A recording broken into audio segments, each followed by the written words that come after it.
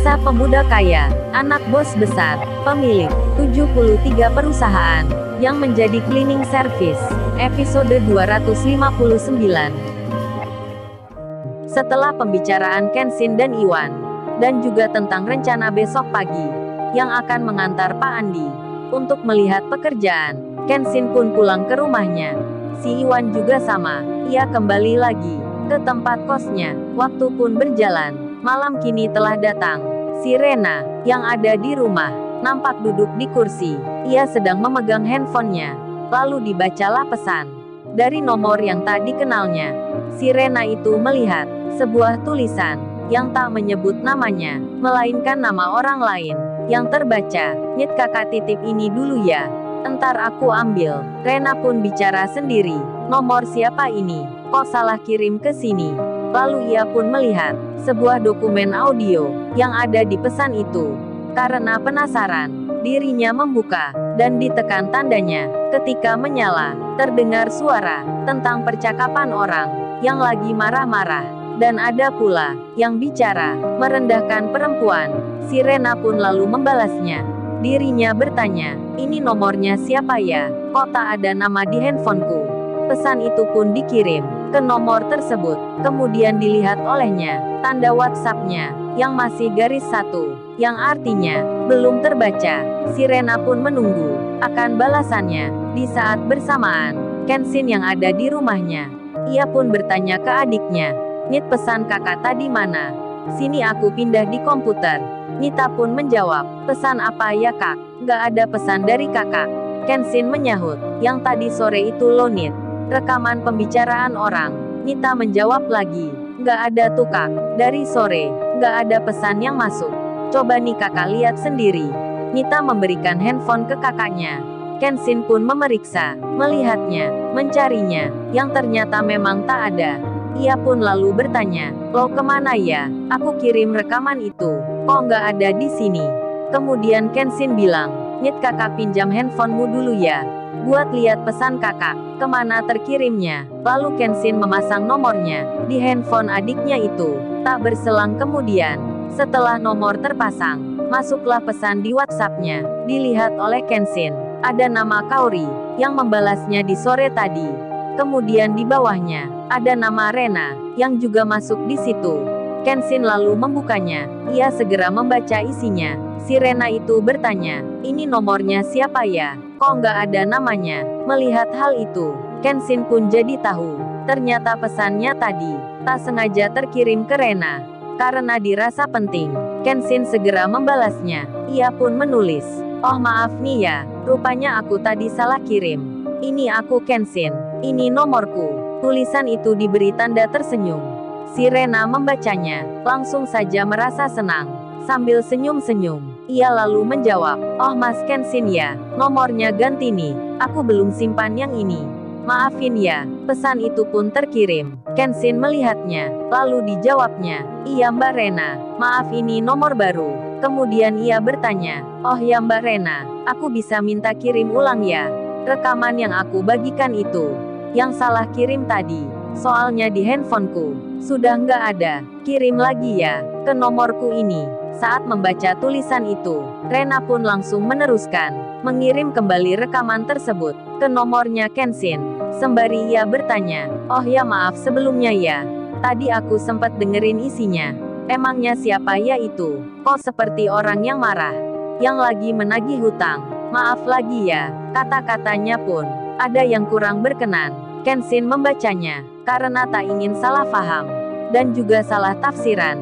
Kenshin menjelaskan, "Oh itu Mbak Rena, tadi aku merekam debt collector yang sedang mengancam orang. Mereka menagih hutang dengan kata-kata seperti yang Mbak Rena dengar." Si Rena membacanya. Ia pun membalasnya, "Oh jadi itu ya, makanya kok aneh gitu." Lalu Kenshin mengetik tulisan. Ia membalas, "Terima kasih ya Mbak Rena, udah kirim rekamannya. Aku khawatir tadi sudah dihapus. Oh ya nomorku ini mungkin gak aktif sementara, karena handphoneku nggak ada, jadi gak bisa bales lagi. Kalau Mbak Rena kirim ke WhatsApp ini pun lagi pinjem handphone adikku. Terima kasih lagi ya Mbak Rena." Si Rena pun menjawabnya, "Oh ya Mas Kenshin, Sama-sama ya. Tulisannya itu pun diberi tanda senyuman. Dan malam berjalan. Si Rena merasa senang karena baru saja berkirim pesan saling bicara pada seorang pria yang bernama Kenshin. Beberapa jam pun terlewati. Pagi kini datang menjelang.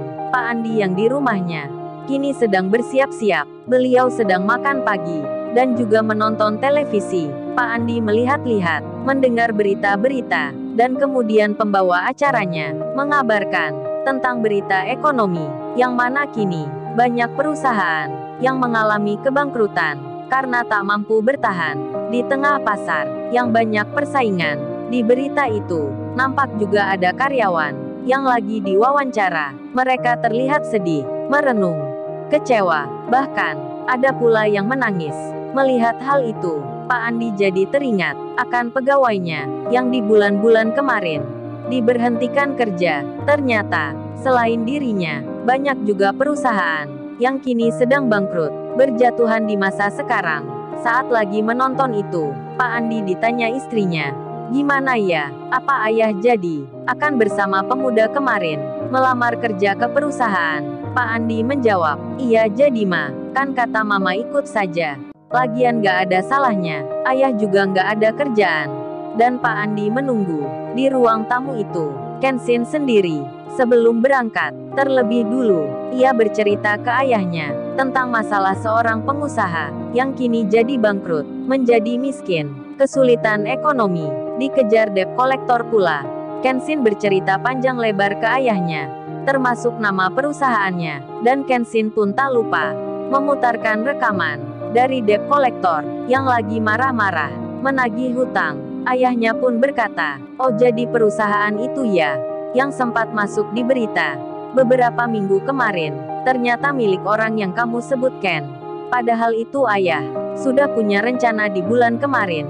Ayah mau beli semua sahamnya, tapi karena ada proyek besar dari London, ayah nggak jadi." Kemudian Kenshin bicara, "Ini ya Pak Andi ini, orangnya kan baik." Kenshin mau mengajaknya kerja. Kasian ya kan Pak Andi sudah berpengalaman.